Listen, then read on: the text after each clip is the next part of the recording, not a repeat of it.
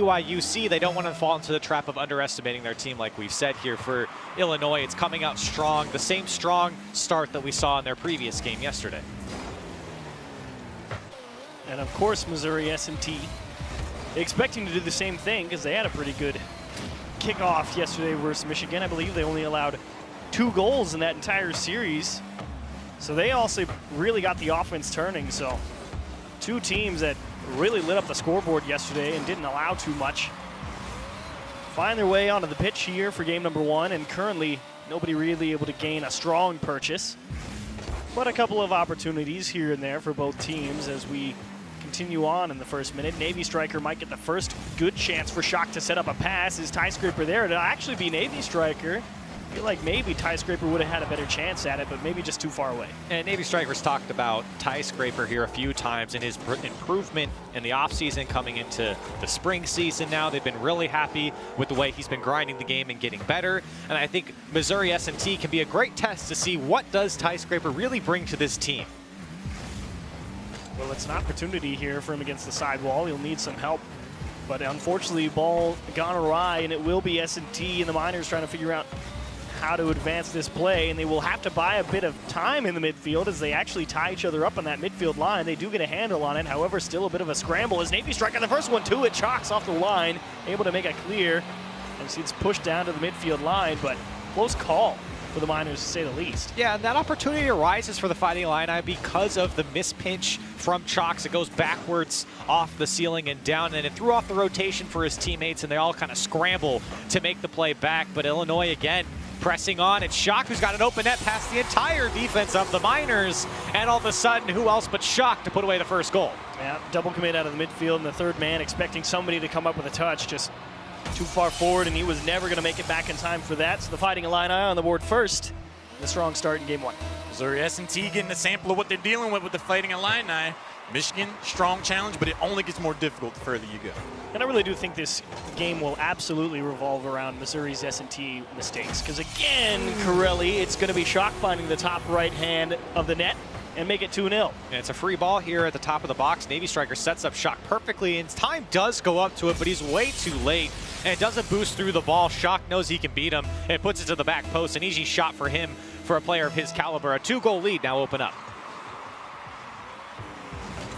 I did, or was just about to say, you really do feel like it will come down to Missouri S&T and how many mistakes they can really cut down on, because you already know UIUC, again, it's the expectation that they will come out here and beat teams that they perceive themselves as better than, because they always have. And for Illinois, when we saw them last, when it rained, it started to pour. Absolutely. The goal started to come in. Shock really feeling himself downfield with a couple air dribbles and making it difficult for a defense to read them. And again, pressing on Navy Striker, finding the post there. Shock follows it up and puts it away. 3 goals to his name and 3 goals for Illinois. And also 3 assists for Navy Striker as just the second man so close, time trying to block the shot, not the pass. And it just able to get around the defense. Tie Scraper has really impressed me in this game. He's been out here actively headhunting. He's going for bumps at kickoff. He got that demo, which set up that 3rd goal. Impressive play out of this guy. They really did appreciate, like you were talking about, Curly, the improvement Tie Scraper has, and it is always good because they brought Tie Scraper in as the sub last season, late into the season as well. And he really was kind of thrown right off the deep end with that. But here's the first chance for Missouri S&T, and it's one for Chalks. He needs one into the right side. It is just enough. They're back within 2 off a great play by Sugar. Yeah, great play here coming down from Sugar. He takes the first touch and then forces a tough save out of the defender, and Chalk's able to follow it up there for Missouri S&T. But it's really set up by Sugar. If he didn't take that extra touch to set up the shot from Chalk's never would have came. This is a staple of their offense. I was really impressed yesterday by seeing how many times Chalks was able to just follow up, get the ball into the back of the net. Illinois has to watch out for that.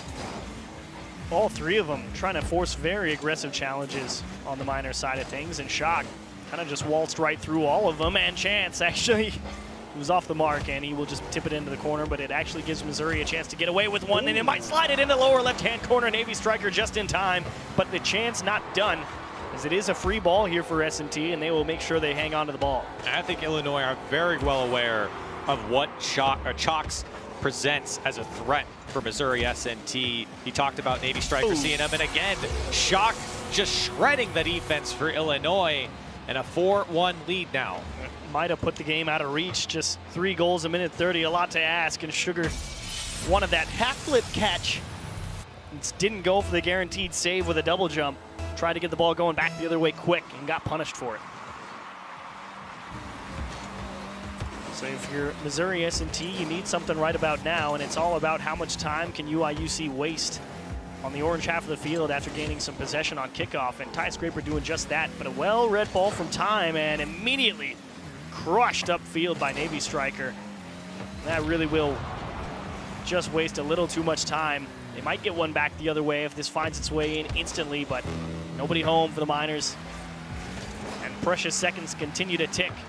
Great save from UIUC. And they're trying to keep this one high, so close, but just the defense too tough, and game one out of reach. And for the Miners, they're doing a good job of setting up their plays on offense. You can see here they've been on it for about 20, 25 seconds or so, and Illinois forced to make these long clears that they're now able to break out. But for Missouri S&T, it's about keeping up that pressure that they've had, but also making sure that you have dangerous shots on target. It's something that we've talked about through all the conferences, and you're seeing it here, but Missouri's actually doing it in a very interesting way where they're keeping possession and they're making Illinois kind of stretch out for these plays, but that super dangerous shot never comes in, but the Miners still keep that pressure on. Well, I actually felt like there were a couple of chances that definitely, it was pressure for Illinois, and there was maybe one quality scoring opportunity, maybe, as a nice little tip from Navy Striker in the middle of the box will definitely make game one wind its way to its conclusion. And why not have one for the road with a little bit of flair? Hey, Shock can't score all the goals. Navy's got to take one away there. And Illinois do find themselves up by 4 with 5 seconds left, but I don't think this is a horrible game coming out for Missouri S&T. As we were just alluding to, Signs of life. There is a heartbeat for this team, and if they can really get that adrenaline pumping, they can absolutely take games off Illinois. Well, because the first 2 minutes of this game were actually fairly even. They might get one for the end. I don't know. Wow, what a shot from Navy. That is one heck of a touch, no doubt. Put that one on the highlight reel on the backboard here. Chalk's just throwing it up. Both of his teammates going for it in 0-second time. And what an angle from Navy Striker to put that one away. But game one is over. And in the end, Illinois walking away with it. And it was a pretty hotly contested game, again, what I was talking about at the end there. The first 2 minutes, pretty back and forth, but it really did just get out of hand because, you know, a lot of people saying Shock is the man with the plan in all of CRL, and that's the game to show it. 6 shots, 4 goals, almost 1,000 score. Yeah, he's pretty good. You know, it makes me go back to that interview where Chalks was like, you know, there isn't really a specific player that I'm worried about. And I'm like, do you know about Shock? Because he's actually a beast. One of the other things that he pointed out is like, you know, they go for a lot of demos. And if this game one is them worried about demos as much as they got blown up, I'm glad they didn't get blindsided by that because they might have never been able to play the game. Illinois is just in their face. And I think for Illinois, too, you brought it up immediately in the first game, or first few seconds of the game, was Ty Scraper. And I think he actually has a very valuable skill of really not getting in the way of Shock and Navy Striker and kind of letting them do their thing. And no, I'm being dead serious. Ty Scraper did a great job of just fitting in. He had 27 cars bumped. He had 2 demolitions getting in front of Missouri and making their life a little bit more of a hell for them. And Illinois did a great job of letting Shock have these shots on target. Obviously, he can put it away. And a 5-goal lead, or 5 goals put away for Illinois is a great way to start off a series. Fighting in Illini, getting the start they're looking for. Missouri S&T, they are a late blooming team. Let's see what they can do going into game 2. Currently trying to figure out a way out of their own half again. No strangers to that scenario if game one was any indication. And they might have just done it. Time needs a follow-up touch, and Navy Striker just able to clip that one off the top of his car. Continuation bet, and that will be off the wall, and Shock trying to muscle it home, and Navy Striker almost just did it himself. And Illinois already looking scary off the bat here. Ty Scraper is going to drop it down for Shock. This guy's a maniac around the field for the Fighting Illini. He is there every step of the way, and it's a fantastic pass down from Ty Scraper. Illinois on the board first. It actually was a fantastic touch. You're absolutely right. Kept it close to his car, so if he got challenged, he could get a touch on it. He beat the man and then just made sure not to kick it out and into the corner and just get it straight down and let somebody else deal with it. And it's got to feel good to have a player like Shock on your team where you can just set him up. And, of course, that was a great setup from Ty Scraper. But even if it was a much worse, Shock would have still been there and put the shot on target. And that does really allude to what you were talking about. It is a valuable skill when you've got 2 quality players in CRL and Navy Striker and Shock. And Tie Scraper, he knows. All he's got to do is make sure to let them do whatever they can do. Just and that. They will be successful. All he has to do is buy them time. They will be there. And he's done a great job, and he's improved quite a bit since the last time we saw him. And it's exciting to see players through the CRL get better and better. And Tie Scraper has really started to fit into this Illinois roster. You already see it a little bit here. He's got a chance to push the ball up the field. Missed touch, but still free ball for Navy Striker. Sugar actually there to meet him. Shock the first one to it, thankfully. It could have been dangerous for UIUC. Back wall, Tie Scraper open net, and he will finish the job. And that's what we like to see as needed, and delivers. Absolutely. In Illinois, you can see Shock and Navy Striker go up for this ball, and they rely on their trusty third and Tie Scraper to put it away. Missouri S&T nowhere to be found on the play, and Illinois up by 2. Tie Scraper slowly proving to be that unsung hero for Illinois. He's getting solid bumps. He gets some demos, he gets an assist, ramps it all the way up to getting on the scoreboard himself. He is definitely showing up for this team.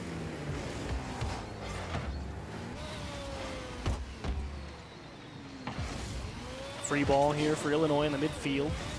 Shock has Sugar beat. He will need a little bit of help, and already you saw Tie Scraper going up because he knew if that ball was coming to mid, it was going to be Shock getting it past the man, but now it's Tie Scraper to Navy. First one there. Shock going to be continuing the push for UIUC. Navy Striker, not the cleanest path to the middle, but still Shock trying to battle for possession here against Chocks, and that is going to get real confusing real fast. So for Missouri S&T, trying to figure out how do you get back that pressure that you had in game number 1. How do you have that offensive threat on target? We haven't really seen too many coming out. Well, they're trying to get something going here on the midfield line. Sugar actually has a lot of people beat. If that ball had more power on it, if he had maybe 10 more boost, could have been a very dangerous shot for the Miners. And a big missed touch will open the door for UIUC. Navy Striker beats the man. They're Shock, and just able to dive back out of the top of the box is Chocks. And continuation for Time now back the other way. Under Tie Scraper, lovely fake. And he pulled him right off the line. And Time knew he was in a 1v1 situation. Shock and Navy Striker go. He's got Tie Scraper with his back turned, meaning he can pick up that ball and really do whatever he wants. He opts for the fake, and Tie Scraper can do nothing about it once he jumps. And Missouri S&T now find themselves on the board. Excellent expression of technical ability there to get that fake. Missouri S&T, they are a late blooming team. They're starting to warm up. Very similar to game number 1.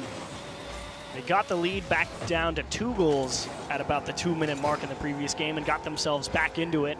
Here they've got only 1 to make up the difference. Can they find a way out? Currently Navy Striker not able to win the challenge versus Sugar. Shock already lurking on the sidewall. Not the cleanest touch though. And this is a good chance for the Miners. They need to win the next challenge. It will be so in the form of Chocks winning one on the midfield line.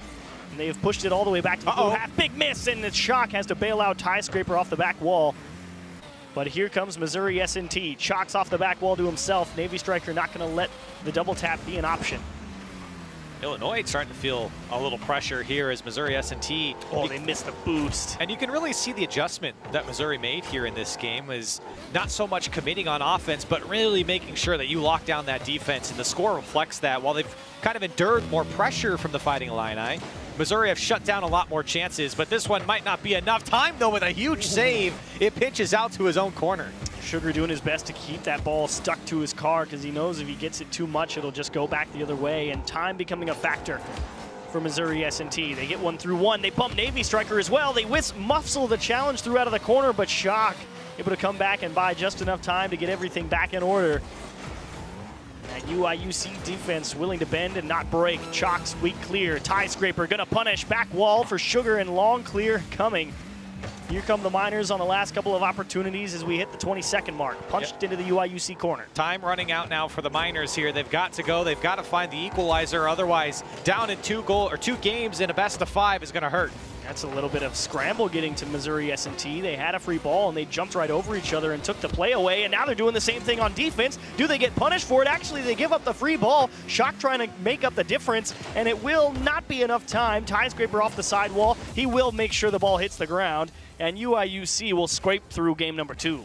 So a much more lower scoring game here for both teams. Illinois only putting up 2 and Missouri getting their one. Of course, their second goal last game was off of Navy Strikers' beautiful redirect. That was one heck of a shot. But for Illinois now, you can see Missouri's kind of packed in on defense a little bit more. They're making those last-second saves, and they're finding their way out. And while they didn't have to have so much or feel so much pressure from Missouri S&T, they kind of feel like if they got caught out on offense, that Sugar did it perfectly, or Time, excuse me, did it perfectly with the fake air dribble past Tie Scraper. So Illinois had to be careful about not overcommitting on offense here, and that's really what Missouri was banking on in this game. Illinois didn't have the strong, oppressive offense that we saw out of game number 1, and I feel like there are a number of reasons for that.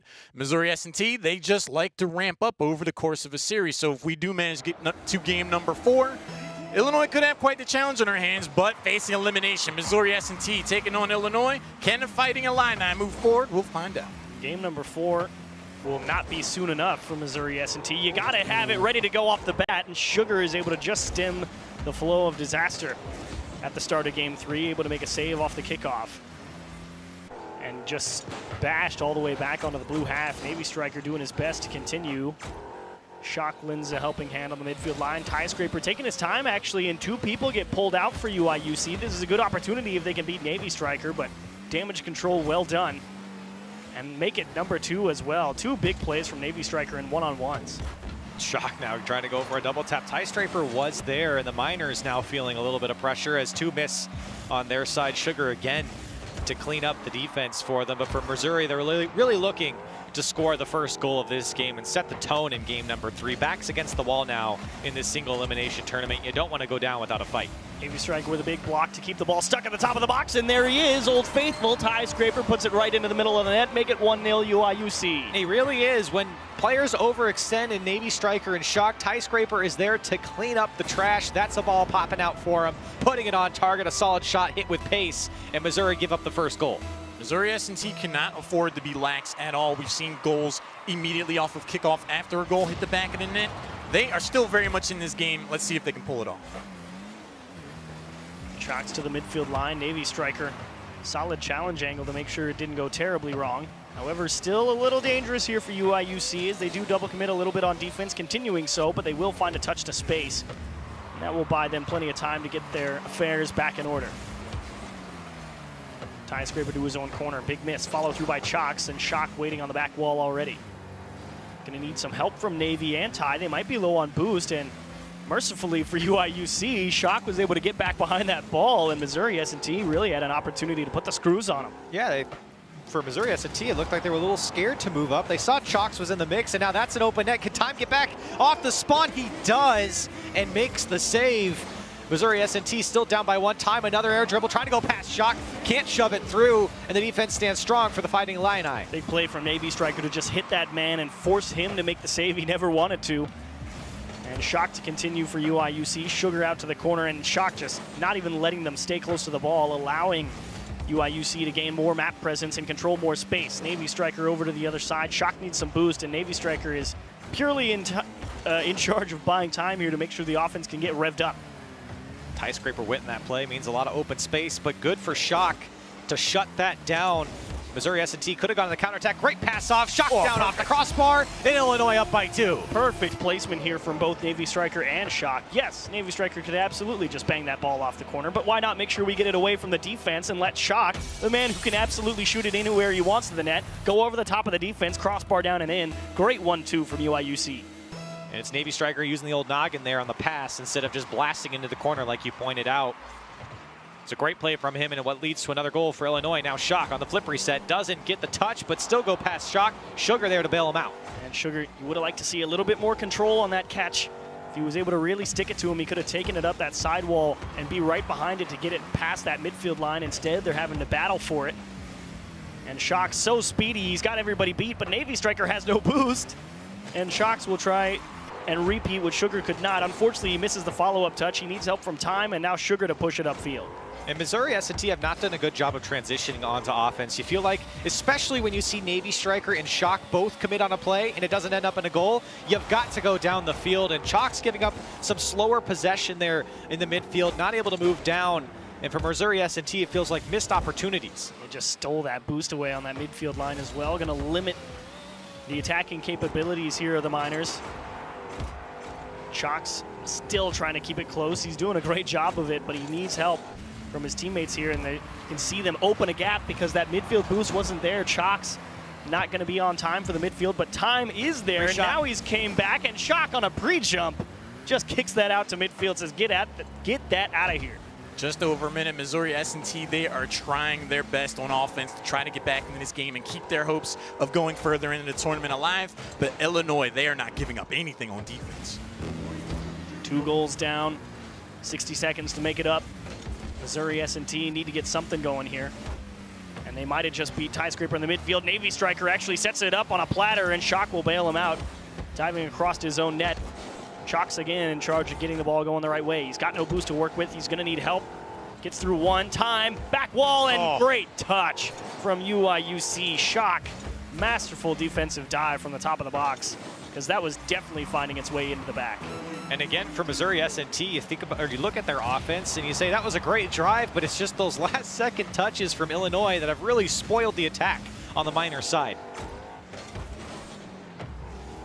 18 seconds to work with. Chalk has a chance to put the game away. It will be Navy Striker instead. 3-0, 15 on the clock, and UIUC, well, we said probably be a 3-0 Navy Striker. You are indeed correct, sir.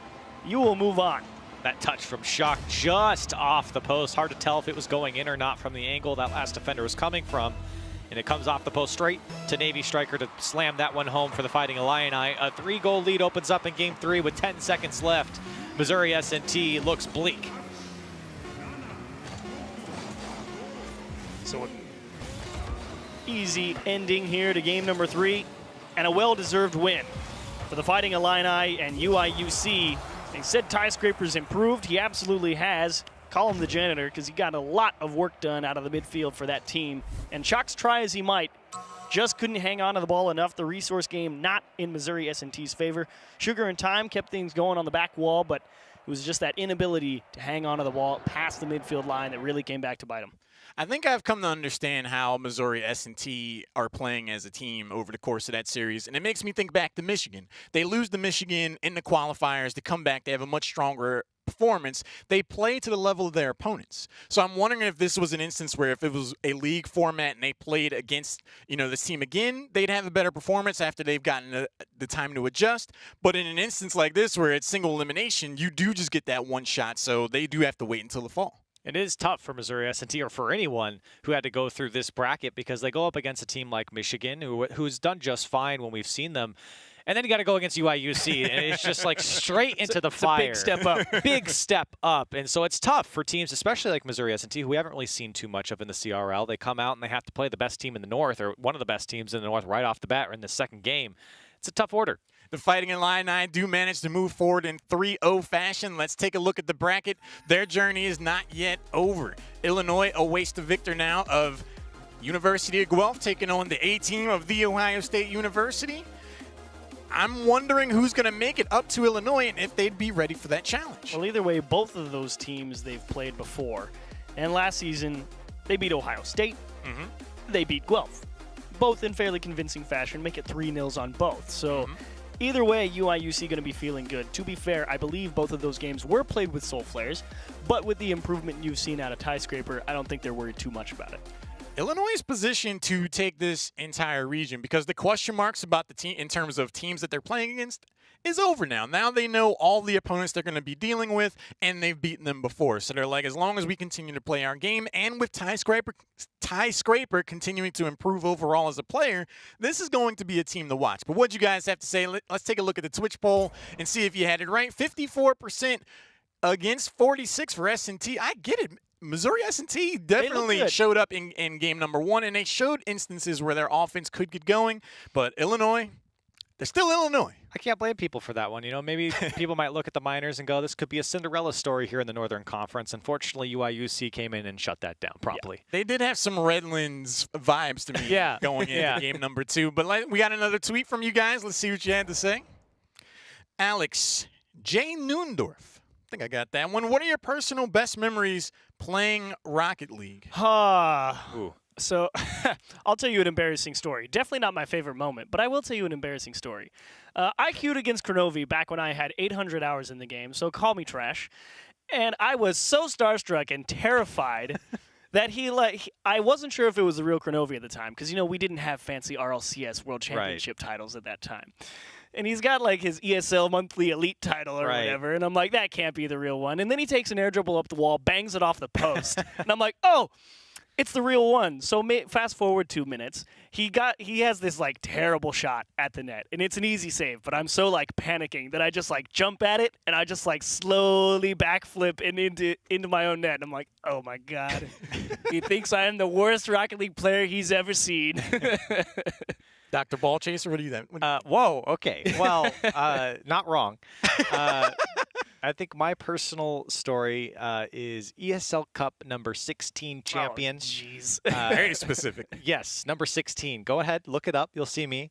Probably the highlight of my career. That was a long time ago in 2015. Highlight. Highlight, and maybe the only part of my career. For me, it was one of the first times I actually made a play that I meant to go for. I go up the side wall, get a bump towards the back wall. I have enough boost. I go in, I stay in the air, and then come back and get the spike for the goal. I was like, yes! And it was at that moment I was like, I see why so many people love Rocket League, because when everything clicks together, it's one of the most satisfying experiences. Great question. Thank you very much. What else do you guys have to say? Use hashtag CRL19 to give us your comments. Do you think Illinois has enough to move forward and make it to spring finals? Let us know. We'll take a short break. Don't go anywhere.